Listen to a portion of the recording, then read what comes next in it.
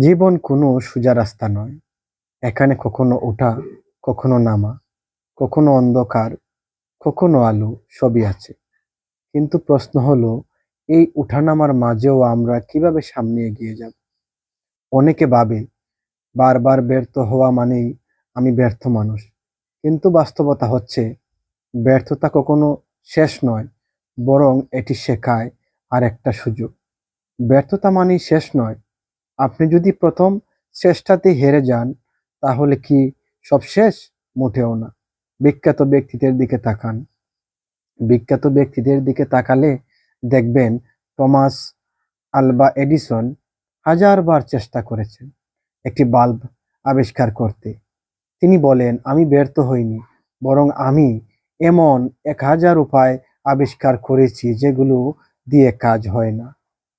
এই মানসিকতাটি আপনাকে অন্যর থেকে আলাদা করবে। তুলনা নয়, উন্নতি চাই। নিজেকে অন্যের সঙ্গে তুলনা করা বন্ধ করুন। কারণ আপনার যাত্রা আপনার নিজেরই। আপনি যতক্ষণ নিজের গতিকে এগিয়ে যাচ্ছেন, ততক্ষণ আপনি ঠিক পথে আছেন। এটা মনে রাখবেন।